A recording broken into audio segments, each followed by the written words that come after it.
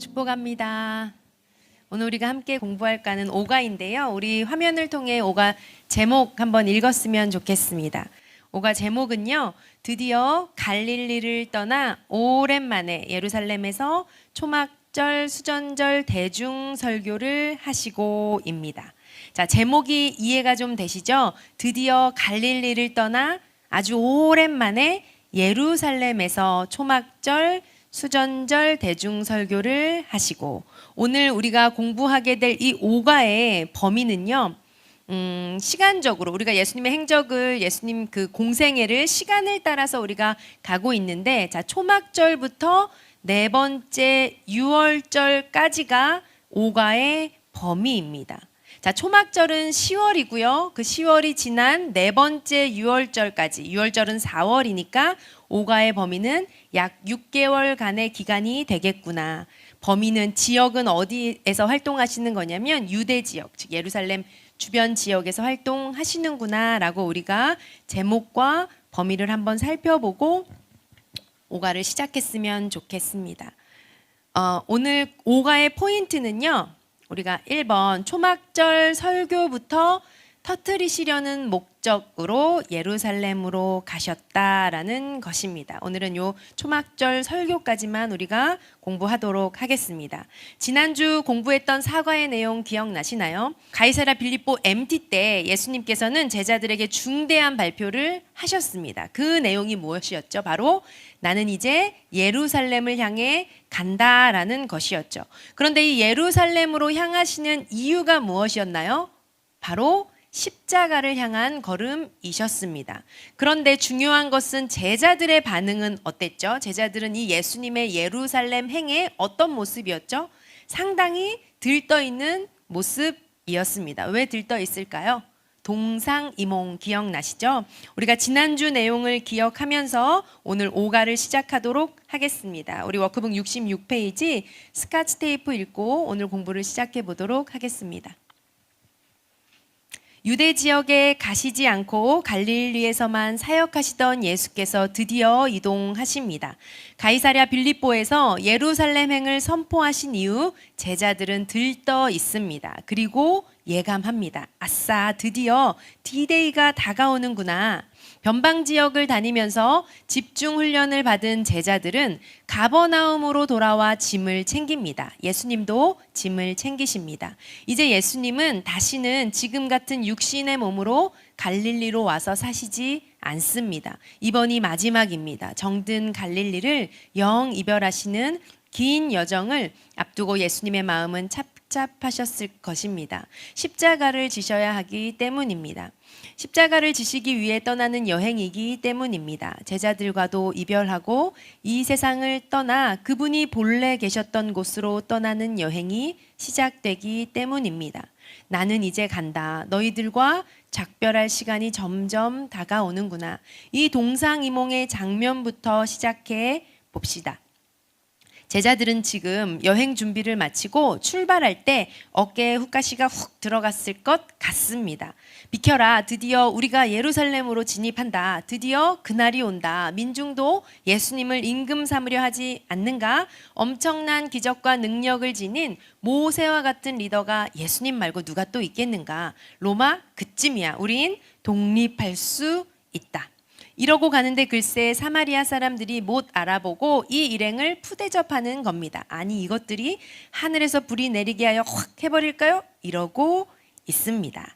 자, 오늘 이런 배경. 자, 예수님은 십자가를 바라보시며 예루살렘을 향해 가시고 제자들은 들뜬 마음으로 지금 예수님 뒤를 따르고 있습니다. 이런 과정 중에 어떤 일들이 일어나는가 우리가 한번 공부해 보도록 하겠습니다. 워크북 67페이지 보시면 1번입니다. 초막절 설교부터 터뜨리시려는 목적으로 예루살렘으로 향하심. 자, 예수님께서 정말 오랜만에 예루살렘으로 향하십니다. 얼마 만에 예루살렘에 오신 거죠? 마지막으로 왔던 때가 언젠지 기억나세요? 두 번째 유월절 때 베데스다 연못 사건이었습니다. 그 이후로는 1년 6개월 동안 갈릴리에서 쭉 사역하시다가 지금 다시 내려오시는 거거든요. 그렇다면 1년 6개월 만에 예루살렘 행입니다. 그러나 지금 이번 예루살렘 행은 이전과는 다른 걸음이신 거죠. 왜죠? 무엇을 바라보고 있기 때문에 십자가를 향한 걸음이시기 때문입니다. 방가로 1번 초막절에 예루살렘으로 올라가심. 우리 이 내용을 성경 본문을 통해 확인해 보도록 하겠습니다. 요한복음 7장 1절로 가서 이 내용을 좀 확인해 보도록 하겠습니다. 요한복음 7장 1절입니다. 제가 읽겠습니다. 그 후에 예수께서 갈릴리에서 다니시고 유대에서 다니려 아니하심은 유대인들이 죽이려 함이러라.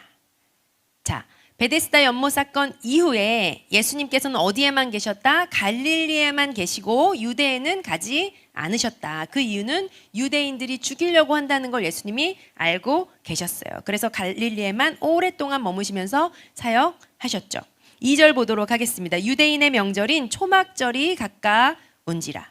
자, 초막절은 10월이에요. 이 초막절이 가까운지라라고 하니까 10월경이 되었을 때 예수님께서 오랫동안 계셨던 그 갈릴리를 떠나서 이제 예루살렘으로 가시려고 하는 거예요. 그런데 어떤 일이 있냐면 3절을 보시면요.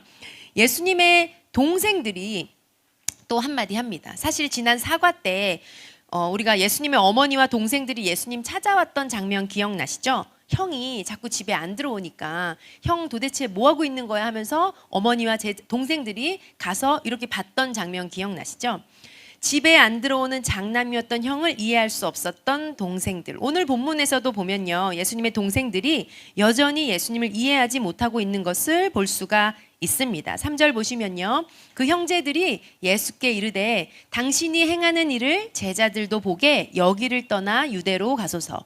4절 스스로 나타나기를 구하면서 묻혀서 일하는 사람이 없나니 이 일을 행하려 하거든 자신을 세상에 나타내소서 하니 5절 이는 그 형제들까지도 예수를 믿지 아니함이러라. 무슨 말이에요? 형 그렇게 유명해지고 싶으면 예루살렘으로 가지 왜 이 작은 시골 마을에서 그러고 다녀? 왜 묻혀서 있어?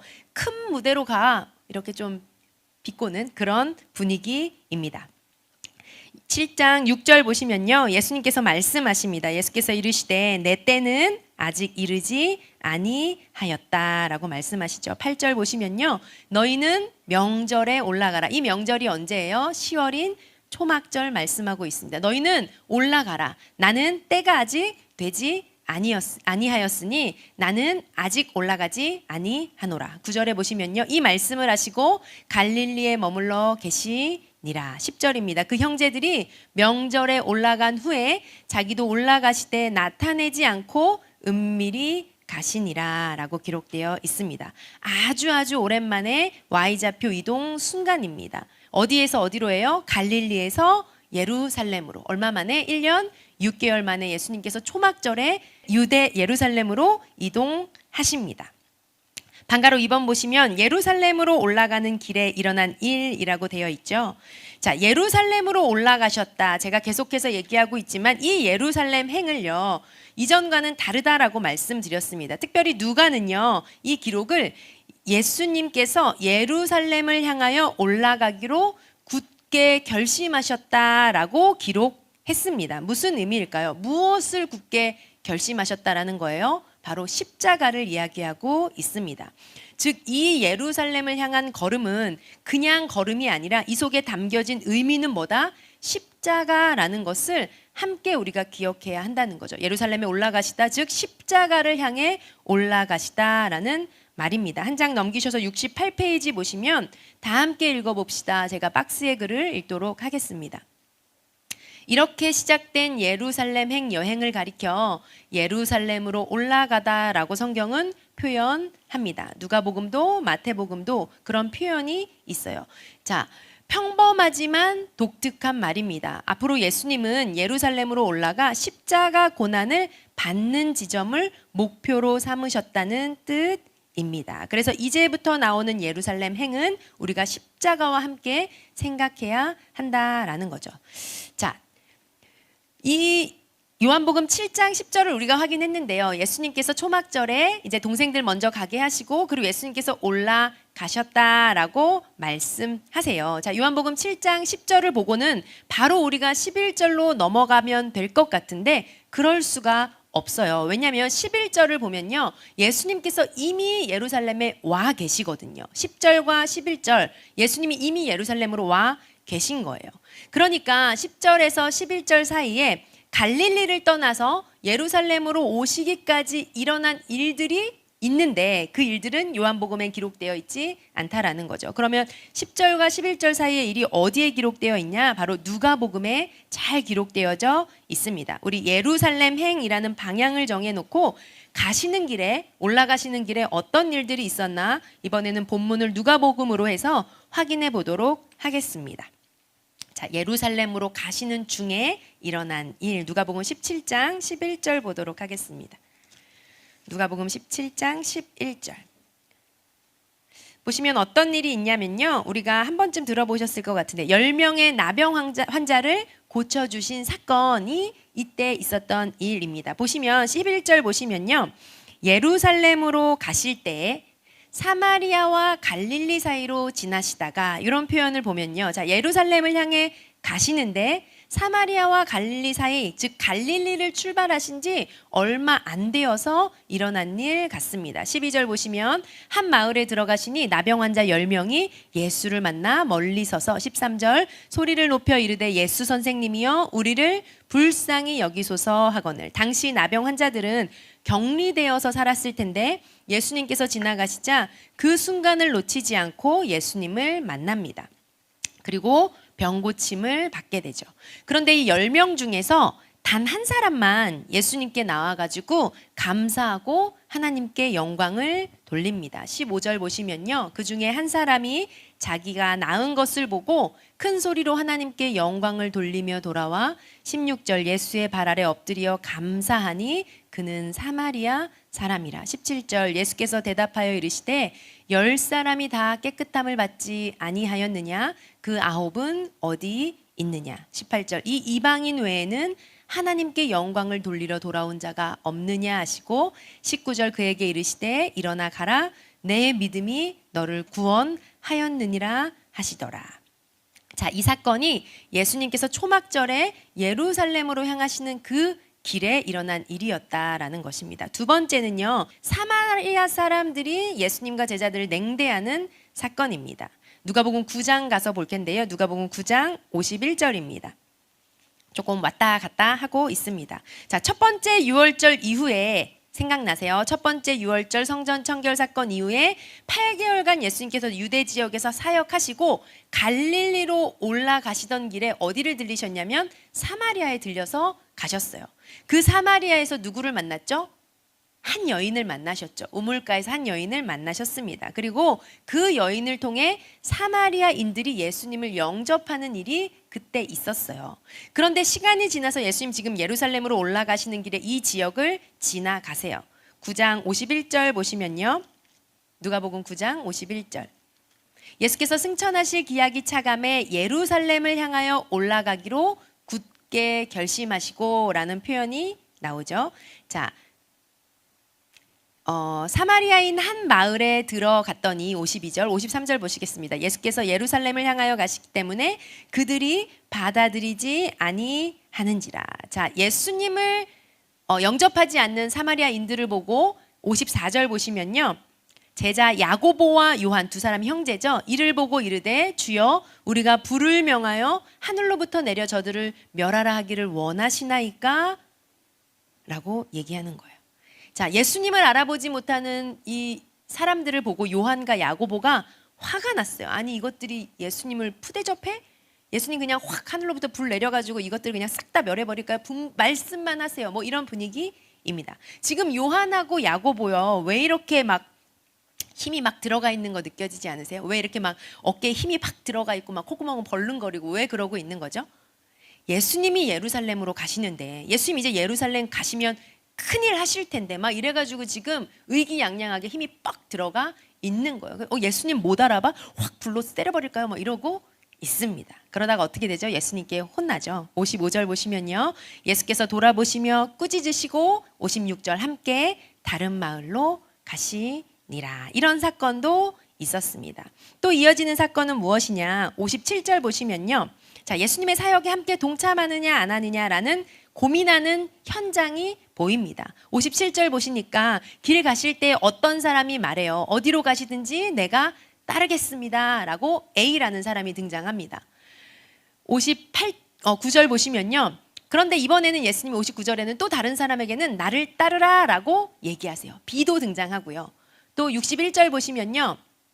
또 다른 사람이 이르되 주여 내가 주를 따르겠나이다마는 하면서 C라는 사람도 등장해요. 자, 세 사람이 등장하는데요.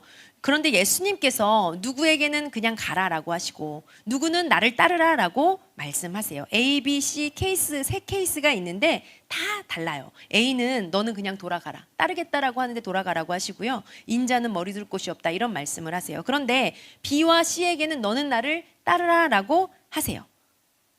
그들의 어떠한 조건이 아니라 부르심에는 예수님이 주권적으로 확정해 버리시는 것이 아주 인상적인 장면입니다. 그런데 B와 C가 지금 당장 같이 가기에는 뭔가 문제가 있어요. B는 어떤 문제였죠? 제가 부친상 때문에 지금은 잠깐 갈 수가 없습니다. C는 어때요? 제가 잠깐 가서 가족들에게 작별 인사를 좀 하고 오겠습니다. 자, 인간적으로는 되게 이해가 될 듯한 이유처럼 보이는데요. 그런데 예수님이 의외의 대답을 하세요. A라는 사람에게는 자기가 따르겠다고 했지만 58절에 예수님께서 여우도 굴이 있고 공중에 새도 집이 있을 때 인자는 머리 둘 곳이 없다 하시고 거절하세요. B라는 사람에게 59절 보시면요. 따르라라고 하니까 그가 이르되 내가 가서 먼저 아버지를 장사하게 허락해 주세요. 그랬더니 예수님이 의외의 대답을 하시죠. 60절에 죽은 자들로 자기의 죽은 자들을 장사하게 하고 너는 가서 하나님의 나라를 전파하라. 또 61절 C라는 사람에게도 그럼 제가 가족들에게 인사를 좀 하고 오겠습니다 라고 할 때 예수님께서 62절에 손에 쟁기를 잡고 뒤를 돌아보는 자는 하나님의 나라에 합당하지 아니하다라고 말씀하십니다. 자, 인간적으로는 이해가 되는 이유 같은데 예수님은 의외의 대답을 하시는 거죠. 공생의 마지막 시간, 즉 십자가를 향해 걸어가고 계신 예수님은 이때에 삶의 현실의 문제로 예수님의 제안, 예수님의 오퍼에 고민하는 이들을 안타까워하고 계십니다. 어떤 때는 예수님의 말씀이 다 이해가 안 되고 또 우리의 작은 생각으로 다 이해할 수도 없지만 예수님의 마음과 생각을 이해 못하는 사람들이지만 예수님은 한 명 한 명을 부르셔서 제자도 삼으시고 훈련도 시키시고 그렇게 이끌어 가시는 것 같습니다. 예수님의 마음을 알 길 없는 제자들도 있었고 또 뒤에서 꿍얼꿍얼 거리는 제자들의 소리도 수없이 들으셨겠지만 예수님은 묵묵히 목표를 향해 예루살렘으로 걸어 가십니다. 자, 이런 와중에 또 있었던 일이 무엇이냐면 하나만 더 살펴보면요. 예수님께서 70인 전도단을 요단 동편 땅으로 보내시는 사건입니다. 누가복음 10장 1절 보시면요. 방금 읽은 본문에 이어지는 내용을 보시면 10장 1절입니다. 그 후에 주께서 따로 70인을 세우사 친히 가시려는 각 동네와 각 지역으로 둘씩 앞서 보내시며 라고 되어 있습니다. 자, 마치 침례 요한이 예수님의 오실 길을 예비했던 역할을 했던 것처럼 앞으로 예수님께서 가실 곳인데 미리 이 70인 전도단을 보내시는 거예요. 길을 예비하게 하신 거죠. 그 장소가 어디냐면 요단 동편 지역이에요. 침례 요한이 침례를 베풀던 그 장소. 이 70인 전도단을 먼저 이곳에 보내놓고요. 예수님은 나중에 이곳으로 합류하실 계획이십니다. 예수님은 이곳에서 예수님이 공생의 맨 마지막 3개월의 시간을 여기서 보내시게 되거든요. 자, 이런저런 일들을 지나서 예수님께서 이제 예루살렘에 도착하셨습니다. 우리도 예수님을 쫓아서 예루살렘으로 들어갔으면 좋겠습니다. 우리가 요한복음 7장 11절로 가면 이제 다시 연결이 되겠네요. 10절과 11절 사이에 있었던 일들 우리가 누가복음 가서 확인하고 왔습니다. 방가로 3번 보시면요. 드디어 예루살렘 도착, 성전에 나타나 초막절 설교 터트리심이라고 되어 있습니다. 워크북 68페이지 박스에 있는 글 제가 읽도록 하겠습니다. 예수님은 지금 긴장되셨을 것 같습니다. 오랜만에 예루살렘에 나타나셨으니 말입니다. 이 순간을 위해서 얼마나 준비해 오셨을까요? 예루살렘에 얼굴을 내민다는 것은 아주 중대한 의미가 있기 때문입니다. 예수님은 안식일의 주인이요 하나님과 동등하다고 주장하시고는 예루살렘을 떠났다가 이제야 다시 나타나셨기 때문입니다. 예루살렘 분위기는 당국자들이 예수를 죽이려 한다는 소문으로 시시한 음산함이 느껴집니다. 왠지 살벌한 느낌입니다. 자, 양가로 1번 보시면 예루살렘 성전 분위기를 예감하라. 즉 우리가 예수님을 따라 예루살렘으로 들어가는데 그냥 들어가는 것이 아니라 지금 현재 예루살렘의 분위기가 어떨까 생각해보고 들어가야 한다라는 거죠. 자, 예수님 오랜만에 예루살렘으로 오셨습니다. 마지막으로 떠났던 때가 베데스다 연못 사건, 38년 된 병자를 고쳤던 그 사건 이후로 지금 처음으로 예루살렘으로 들어오시는 거예요. 그러면 그 마지막 떠났던 순간의 분위기랑 지금 이 다시 오신 순간의 분위기가 연결이 되어야겠죠. 자, 두 번째 유월절 그 베데스다 연못 사건으로 인해서 어떤 일이 생겼었죠?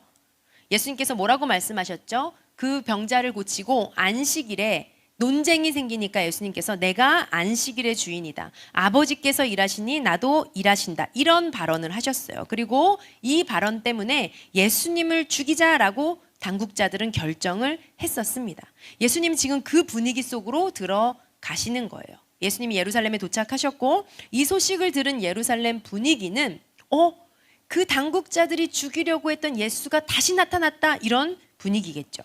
예수님도 이 분위기를 모르실 리가 없습니다. 그런데 이런 분위기 속에서 그들의 중심지, 본부 같은 성전으로 예수님이 들어가시는 거예요. 그리고 공식적으로 그들 앞에서 하신 말씀이 바로 오늘 우리가 공부하려고 하는 초막절 설교입니다. 그동안은요, 대중 앞에 보이시지 않으셨어요. 은둔의 시간을 가지셨단 말이죠. 그런데 오랜만에 성전 대중 앞에 서셔서 예수님이 하시는 말씀, 무언가 미리 준비하신 말씀이 있으시겠죠? 그들을 앞에 오랜만에 서셔서 예수님이 하시는 초막절 설교. 자, 이 설교를 하는 예수님의 얼굴이 그려지십니까? 예수님은 어떤 마음으로 성전에 들어가실지 상상이 되세요? 우리 예수님의 마음을 생각하면서 예수님의 심정을 공감하면서 현장으로 함께 가봤으면 좋겠습니다. 양가로 2번입니다. 초막절 설교의 첫 이슈. 자, 예수님은 무슨 말부터 꺼내셨을까요? 지난 두 번째 유월절 안식일 논쟁이 있었고 그 일로 지도자들은 죽이자까지 갔다라고 말씀드렸죠. 예수님께서는요, 거기서부터 이 초막절 설교를 풀어 가십니다. 우리 요한복음 7장 14절 보도록 하겠습니다. 요한복음 7장 14절입니다. 자, 예수님 도착하셔서요, 이미 명절의 중간이 되어 예수께서 성전에 올라가 가르치시니 19절 보도록 하겠습니다. 예수님께서 말씀하십니다. 너희가 후반절 보시면요, 너희가 어찌하여 나를 죽이려 하느냐라고 시작하세요. 자, 이들이 그런 반응을 보였다는 걸 예수님이 알고 계세요. 그리고 그 질문으로 시작합니다. 너희가 왜 나를 죽이려 하느냐. 그리고 21절 보시면요, 예수께서 말씀하십니다. 내가 한 가지 일을 행했는데 그 일로 말미암아 너희가 지금 이상히 여기고 있는구나. 그 일로 인해 너희가 나를 죽이려 하는구나. 그 일이 뭐예요? 여기서 이 한 가지 일이 뭐예요? 바로 베데스다 연못에서 38년 된 병자를 고친 사건을 이야기하고 계신 거예요. 내가 안식일에 사람을 고쳤는데 그걸로 너희가 지금 이상히 여기고 있느냐? 나를 죽이려고 하느냐라고 반문하시는 거죠. 그러면서 뭐라고 얘기하시냐? 22절 보시면요, 모세가 너희에게 할례를 행했으니 그러나 할례는 모세에게서 난 것이 아니요 조상들에게서 난 것이라. 그러므로 너희가 안식일에도 사람에게 할례를 행하느니라. 23절 모세의 율법을 범하지 아니하려고 사람이 안식일에도 할례를 받는 일이 있거든 내가 안식일에 사람의 전신을 건전하게 한 것으로 너희가 지금 내게 노여워하느냐라고 말씀하세요. 이게 무슨 얘기냐면요, 당시 결의론이라는 게 있었습니다. 이게 뭐냐면 모세의 율법을, 그 과거에 있었던 모세의 율법을 우리가 현재 살아가면서 이것을 어떻게 적용하고 어떻게 해석하고 어떻게 지켜야 하는가, 이것을 학자들이 논의하고 결정하고 그리고 이 결정된 것들은 법적인 수준의 힘이 있는 거였어요. 그러니까 이 학자들은 법관 수준의 학자들이었던 거죠. 우리가 아는 뭐 가말리엘, 힐레, 샴마이 이 사람들이 율법을 해석하고 그 율법을 해석한 대로 지키는 것. 안 지키면 안 되니까 법 같은 수준의 권한이 있었던 거죠. 이들이 모세의 율법을 해석해서 이렇게 하는 것이 지키는 거다라고 얘기를 했는데 예를 들면 어떤 거냐, 어디까지가 안식일을 지키는 거고 어떤 게 안식일을 범하는 거냐 이런 거를 정했어요. 특별히 결정하기가 아주 어려운 상황, 예를 들면 두 개의 율법이 충돌하는 경우, 예를 들면 안식일을 지켜야 하는데 아기가 태어나면 8일째 되는 날 할례를 행하게 되어 있거든요. 근데 아기가 뭐 날짜 맞춰 태어나나요? 지가 정해서 태어날 수가 없잖아요. 태어났는데 8일째 되는 날이 안식일일 수가 있잖아요. 근데 안식일은 일하면 안 되는 거. 이게 충돌할 때가 있었어요. 자, 그때 이 사람들이 어떻게 정했냐. 그때는 할례를 행하는 것이 죄가 아니다라고 정했어요. 그때는 할례를 해도 된다. 예수님이 이걸 알고 계셨어요. 그리고 그 얘기를 하시는 겁니다. 다시 한번 보면요. 22절에 이렇게 말씀하고 계십니다. 모세가 너희에게 할례를 행했으니 그러므로 너희가 안식일에도 사람에게 할례 하잖아. 아기가 태어나서 8일째 되는 날이 안식일일 때 너희 할례 하잖아. 23절 모세의 율법을 범하지 아니하려고 사람이 안식일에도 할례를 받는 일이 있는데 너희가 아기가 태어나서 그 생명을 중요하게 여겨서 그 안식일임에도 불구하고 할례 해라라고 했는데 내가 안식일에 사람을 고친 것, 고쳤다는 건 뭐예요? 생명의 일을 한 것, 한 사람의 생명을 건강하게 한 것, 그것이 잘못된 일이냐? 그것이 너희가 나에게 노여워할 일이냐? 라고 물어보시는 거예요. 아버지께서 일하시니 나도 일한다. 생명의 일을 하시는 아버지, 창조의 일을 하시는 아버지, 나도 생명 살리는 일을 한다라고 말씀하시는 거죠. 자, 이런 발언을 하니까 이 상황을 지켜보고 있던 사람들의 반응이 어때요? 저 사람 나타나면 당국자들이 죽이려고 했던 사람인데 지금 저 앞에서 저렇게 성전에서 공적으로 이야기하는데도 아무 반응을 하지 않네. 체포하지 않네. 그렇다면 이 당국자들도 혹시 이 사람을 그리스도로 인정하는 건가 하는 여론이 생깁니다. 25절 보시면요. 예루살렘 사람 중에서 어떤 사람이 말하되 이는 그들이 죽이고자 하는 그 사람 아니냐? 26절 보라 드러나게 말하고 있는데 지금 이 사람들이 아무 말도 안 하네. 당국자들이 혹시 이 사람을 그리스도라고 생각하는 거 아니야? 라는 분위기가 생기죠. 그런데 27절 뭐라고 얘기해요? 아니야. 우리는 이 사람이 어디서 왔는지 알잖아. 어디 출신이에요? 갈릴리 나사렛 출신. 그런데 그리스도께서 오실 때는 어디서 와야 돼요? 어디서 왔는지 모르게 와야 되는데 우리는 이 사람의 출신을 알잖아. 어디? 갈릴리 나사렛 출신. 계속해서 뭐가 문제예요? 출신이 문제예요. 출신. 고대로부터 지금까지 소위 사람들이 기다리는 신적인 존재는요, 우리가 어디로부터 와야 된다고 믿습니까? 우리랑 똑같은 방법으로 태어나면 안 된다라는 생각이 있는 거예요. 신적인 존재는 뭐가 달라야 되는데 뭐부터 달라요? 출생부터 달라야 한다라는 생각이 있는 거죠. 그래서 오죽하면 만들어낸 게 뭐예요? 알에서 태어나는 거. 난생설화. 아니면 신적인 존재 뭐예요? 동굴 들어가서 마늘이라도 까먹고 사람 돼갖고 나와야 되는 거. 이런 이야기, 이런 게 필요한 거죠. 근데 한번 잘 생각해 보세요. 알이 더 비천한 거 아닌가? 동굴에서 마늘 까먹고 나오는 게 이게 더 이상한 거 아닌가? 그런데 메시아도 그리스도도 우리랑은 달라야지. 땅에서 나면 안 돼. 그리스도는 하늘로부터 와야지. 이게 당시의 생각이었습니다. 그런데 예수님 어디서 오셨어요? 갈릴리 나사렛 예수인 거예요. 그러니까 사람들이 반응은 뭐예요? 그럼 그리스도 아니지. 그런데 이상하다.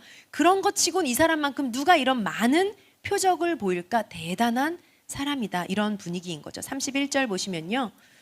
무리 중에 많은 사람이 예수를 믿고 말하되 그리스도께서 오실지라도 그 행하실 표적이 이 사람이 행한 것보다 더 많으랴. 다시 말하면 뭐예요? 그리스도께서 오신다 해도 진짜 이 사람이 한 행동이 그거 못지않게 대단하지 않아? 이런 분위기라는 거죠. 지금 초막절에 예루살렘에 이 예수님의 말씀을 듣고 있는 청중들은요, 그가 그리스도인지 아닌지 결론을 내리지 못하고 있습니다. 하는 행동이나 말을 보면 그리스도 같은데 출신은 얻은 거예요? 갈릴리 출신인 거예요. 그건 아니지. 이렇게 결론을 내리지 못하고 있습니다. 이때 이런 걸 아시고 예수님이 말씀하세요. 뭐라고 말씀하시냐면 내가 그리스도라는 증거를 보이겠다. 그 증거가 무엇이냐? 곧 내가 조금 있으면 사라질 때가 오는데 그때 그것이 곧 내가 그리스도라는 증거다. 좀 이상하죠? 왜 그게 증거예요? 나는 위로부터 왔기 때문에 다시 위로 올라가신다라는 거예요. 성경은 이 사실을 들리우다라는 표현을 씁니다. 즉 예수께서 하늘로 올려지사 인자가 들려야 하리니 이런 표현 많이 들어보셨죠? 이런 표현들이 뭐예요? 예수님께서 하늘로부터 오셨고 다시 하늘로 갈 것이다 라는 의미거든요. 그리고 실제로 예수님은 사도행전에서 보면 하늘로 승천해서 올라가시죠. 말씀하신 그대로. 자, 요한복음 7장 33절 보도록 하겠습니다. 예수님 방금 하신 말씀을 제가 말로 조금 설명했는데요. 이렇게 말씀하세요. 증거, 자, 예수께서 이르시되 내가 너희와 함께 조금 더 있다가 나를 보내신 이에게로 돌아가겠노라. 34절. 너희가 나를 찾아도 그때는 만나지 못할 것이고 그리고 너희가 나 있는 곳에도 오지 못하리라. 왜 그런 거예요? 어디로 가시기 때문에? 하늘로 올려져 가시기 때문에. 즉 나는 하늘로 다시 갈 것인데 그것이 곧 내가 그리스도라는 증표다라고 말씀하시는 거죠. 자, 초막절 설교를 통해서 대중에게 이야기하고 계신 게 뭐예요? 예수님은 지금 자신의 정체를 폭발시키듯이 드러내고 계십니다. 뭐라고요? 한마디로 나는 그리스도다. 내가 그동안 베푼 모든 이적과 기사와 행동은 이 내가 그리스도다라는 진리를 드러내기 위함이다라는 거죠. 자, 예수님께서 오랜만에 예루살렘에 나타나셔서 하시는 선포가 뭐예요? 초막절 설교의 첫 이슈, 뭐로 시작하셨죠? 왜 나를 죽이려 하느냐? 이 메시지가 뭐예요? 첫 이슈가 뭐예요? 나는 그리스도다라고 말씀하고 계십니다. 이번에는 은유도 비유도 사용하시지 않고 예수님께서 직접적으로 말씀하세요. 내가 그리스도다라는 것을요. 양가로 3번 보시면 초막절 설교의 두 번째 이슈 보도록 하겠습니다. 자, 나는 그리스도다라는 이 말씀에 이어서 예수님의 메시지는 무엇이냐? 우리가 잘 아는 유명한 말씀, 누구든지 목마르거든 내게로 와서 마시라라는 말씀입니다. 요한복음 7장 37절 보도록 하겠습니다.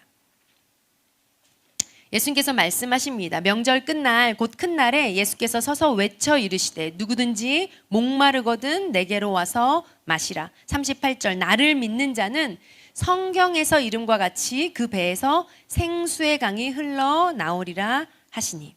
자, 예수님이 이 말씀을 하신 때가 명절 끝날이라고 37절에 되어 있습니다. 초막절 절기는요 7일간의 축제를 보내는데 이 축제 중에 마지막 날 끝날을 이야기하는 거예요. 그런데 이 날은요, 이때는 초막절 기간 중에는 7일 동안 특별한 행사가 있었어요. 바로 실로암 연못에 물을 떠다가 제사장의 뜰에서 포도주와 함께 제물 위에 붓는 의식을 해요. 그리고 이 마지막 날, 명절 끝날이란 이 마지막 날 행사의 클라이막스로 번제단 옆에 버드나무 가지를 꺾어 와가지고 세워놓고 거기에다가 물을 부으면서 시편의 기도문을 낭송하는 의식을 했습니다. 이게 무슨 의미예요? 물이 없으면 쉽게 말라버리는 이 버드나무 가지를 세워놓고 거기다 물을 붓는 거예요. 이 의미는 비를 내려주시는 분은 하나님이십니다.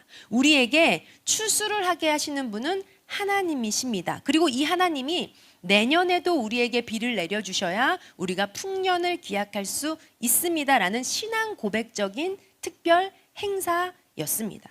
자, 물을 붓는다라는 게 무슨 의미인 거죠? 생명은 물이 없으면 생명은 죽게 되어 있잖아요. 시들어 버리잖아요. 그런 것처럼 물이 곧 생명이라는 의미였습니다. 이처럼 물과 포도주를 붓는 행사, 물을 부어서 이 물을 붓는 초막절의 클라이맥스 같은 이 날에, 이 명절 끝날에 예수님께서 거기서 외치시는 거예요. 뭐라고 외치시는 거죠? 누구든지 목마른 자는 내게로 와라. 나를 믿는 자는 성경에서 말한 것 같이 배에서 생수의 강이 흘러나오리라. 이 말씀은 무엇일까요?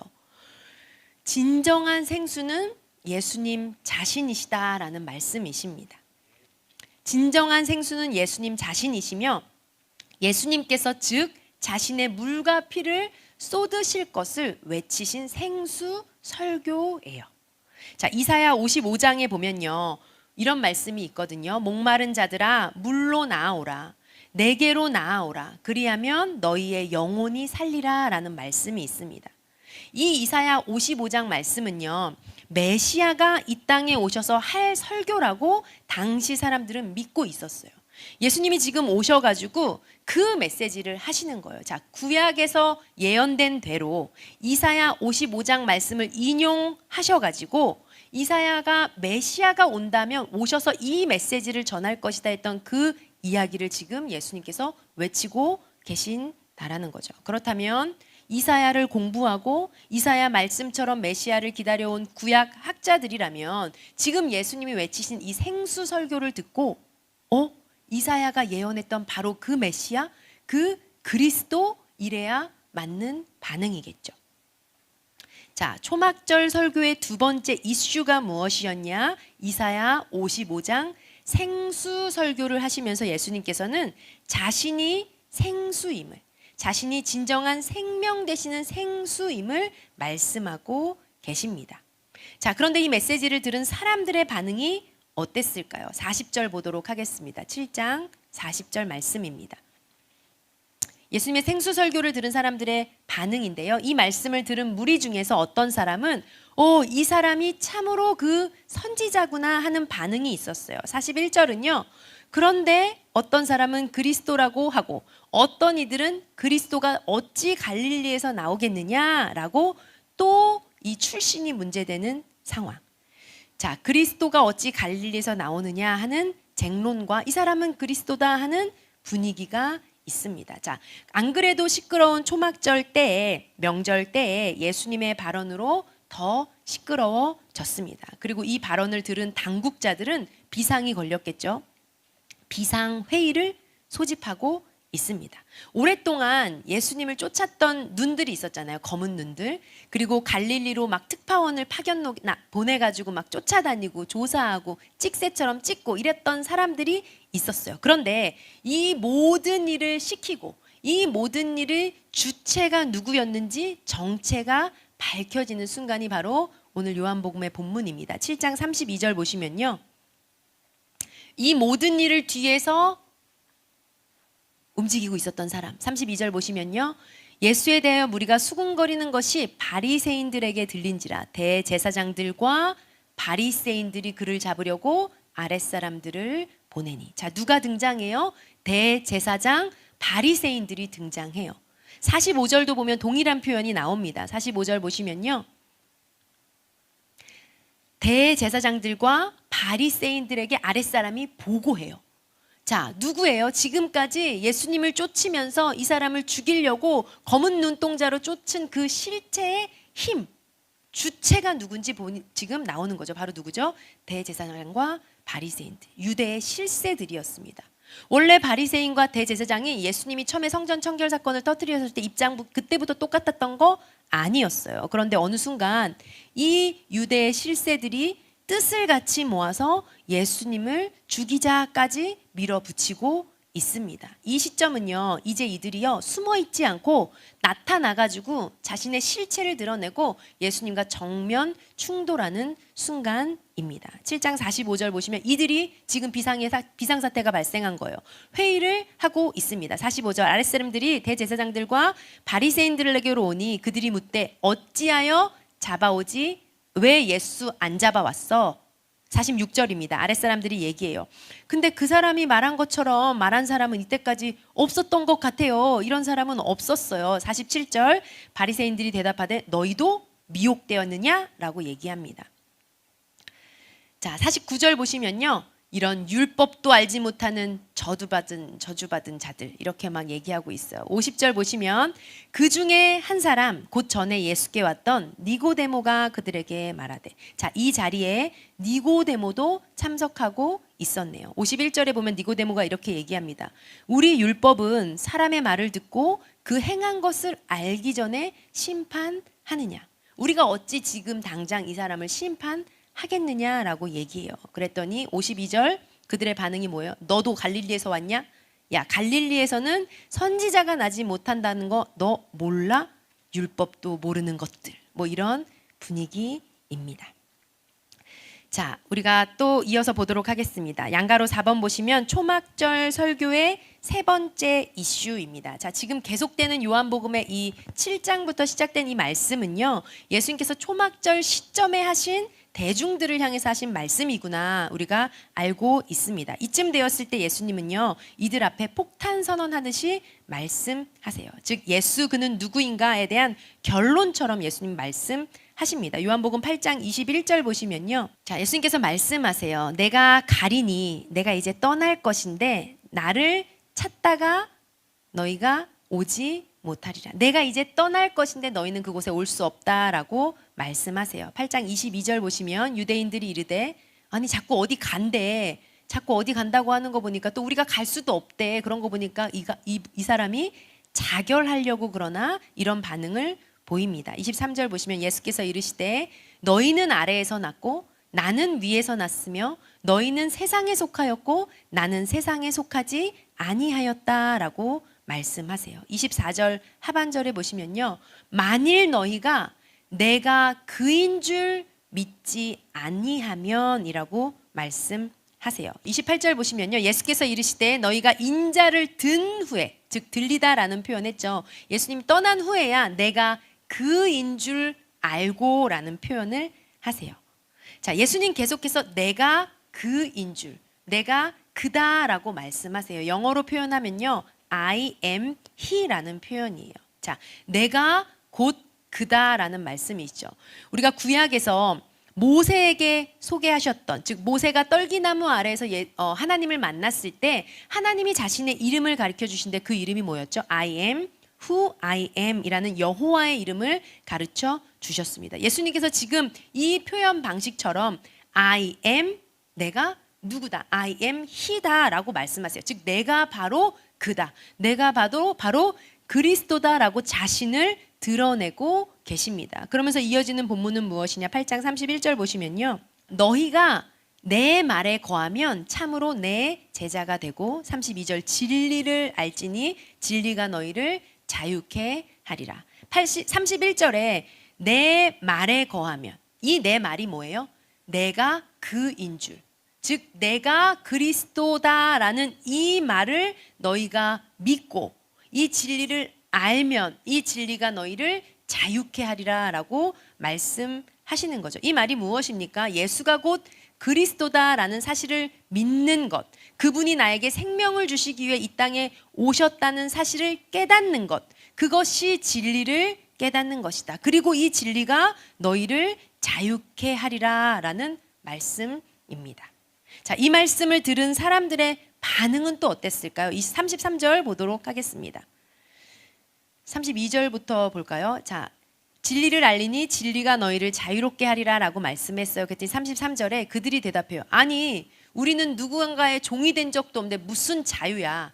이런 반응인 거죠. 우리는 묶인 적도 없는데, 노예된 적도 없는데 무슨 자유야? 지금도 자유한데, 이런 반응입니다. 34절 보시면요, 예수님께서 말씀하세요. 죄를 범하는 자가 다 죄의 종이다 라는 영적인 말씀을 하시죠. 그랬더니 36절 보시면 그러므로 아들이 너희를 자유롭게 하면 너희가 자유로워. 그 죄의 종됨으로부터 자유롭게 할 수 있는 사람, 바로 예수님을 말씀하고 계신 거죠. 43절 보시면요, 그들의 반응은 계속 이런 식입니다. 43절 보시면 어찌하여 내 말을 깨닫지 못하느냐, 이는 내 말을 들을 줄 알지 못함이로다. 45절 보시면요, 내가 진리를 말함으로 너희가 나를 믿지 아니하는도다. 48절 유대인들이 대답하여 이르되 우리가 너를 사마리아 사람이라 또는 귀신이 들렸다 하는 말이 옳지 아니하냐. 49절 예수께서 대답하시되 나는 귀신 들린 것이 아니라 오직 아버지를 공경함이거늘 너희가 나를 무시하는도다. 51절 보시면요, 진실로 너희에게 이르노니 사람이 내 말을 지키면 영원히 죽음을 보지 아니하리라 라고 말씀하세요. 영생에 대해 말씀하십니다. 52절 보시면요, 유대인들은 어떤 반응이에요? 너 귀신 들렸어 라는 반응인 거죠.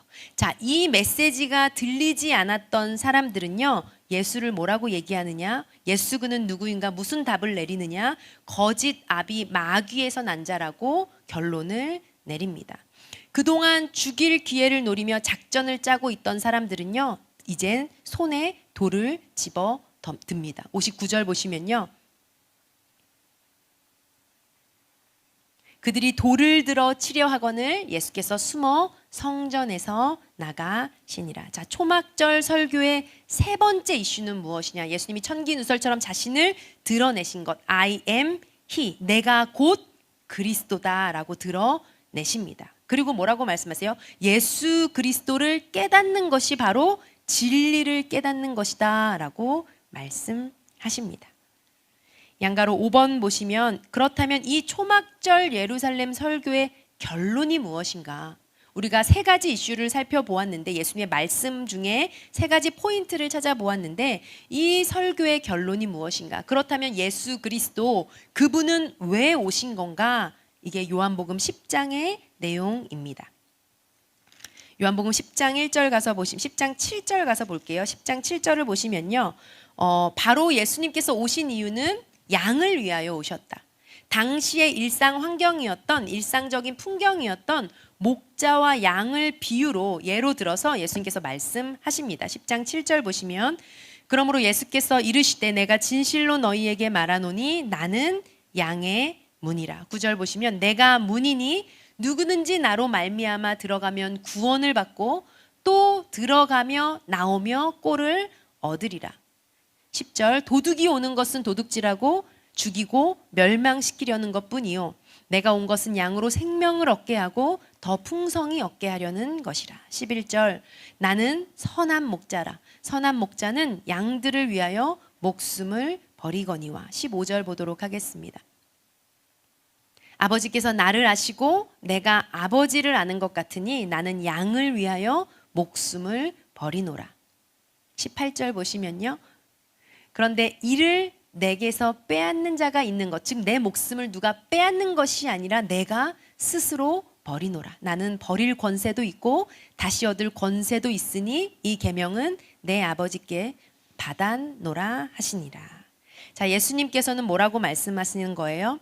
이제 곧 일어날 십자가 사건을 눈앞에 둔 시점에서 너무나 정확하고 너무나 당연한 말씀, 예언을 하십니다. 양을 위해 목숨을 버리는 목자, 내가 그를 위하여 이 땅에 왔다라는 거죠. 예수님의 메시지가 점점 십자가를 향해 가고 있습니다. 초막절 설교의 결론 같은 메시지가 무엇이죠? 그리스도는 선한 목자다. 선한 목자는 양을 위하여 목숨을 버린다라는 것이 예수님께서 이 초막절에 이 예수님의 메시지를 통해서 백성들에게 또 사람들에게 하시고 싶었던 말씀이었습니다. 우리 69페이지 다 함께 읽어봅시다 있는데요, 우리가 초막절 설교를 마무리하면서 우리가 이 말씀을, 이 적힌 글을 꼭꼭 씹어서 잘 읽었으면 좋겠습니다. 그리고 소화할 수 있었으면 좋겠습니다. 이쯤 되자 유대인 선동자들은 예수를 돌로 치려 했습니다. 갈 때까지 갔기 때문입니다. 더 이상 무엇을 기다리겠는가? 신성모독죄 아닌가? 예수님을 죽이려는 순간입니다.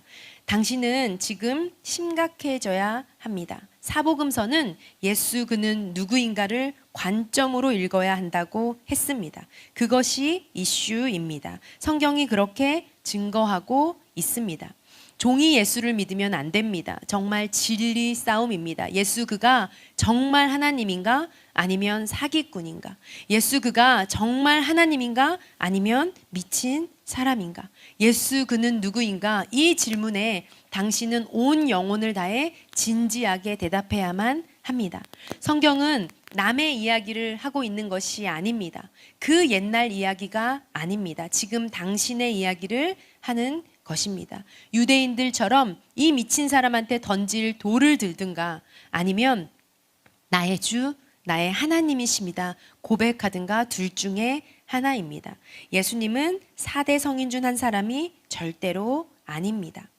지금 이 글을 읽고 있는 당신에게 질문하고 계십니다. 지금도 그 따뜻한 창조주의 목소리로 너는 나를 누구라고 하느냐.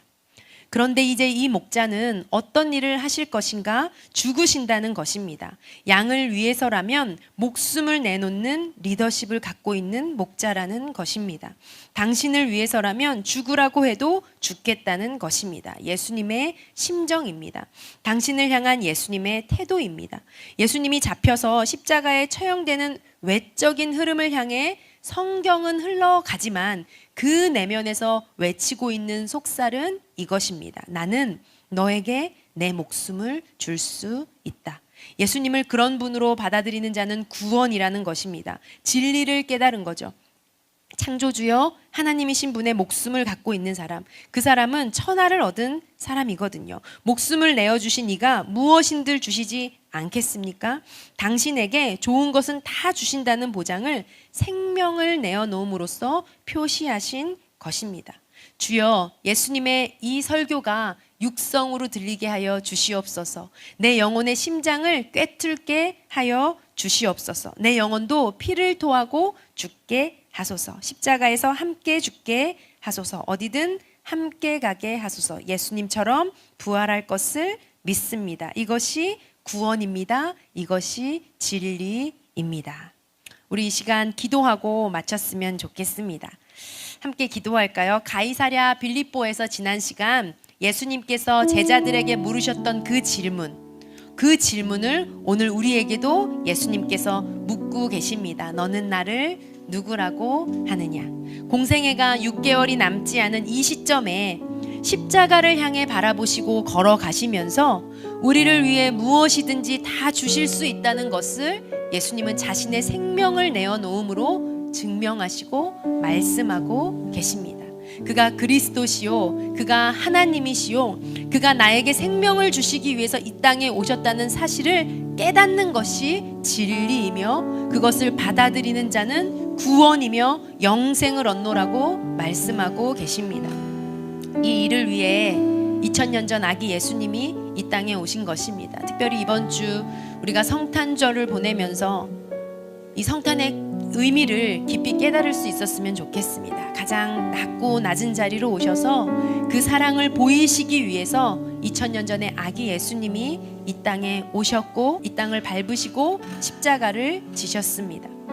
우리가 성탄의 기쁨과 감사와 구원의 은혜를 누리는 모두가 되었으면 좋겠습니다. 이번 한 주간 이 땅에 오신 예수님을 함께 기뻐하고 경배하는 한돌교회 모든 성도님들이 되었으면 좋겠습니다. 또한 한 주간 말씀을 읽으면서 오늘 이 요한복음을 통해 육성으로 자신을 드러내시고 말씀하시는 이 예수님의 말씀이 주님을 바라보고 주님을 갈망하는 모든 자들의 귓가에 들릴 수 있기를 간절히 축복하고 소망합니다.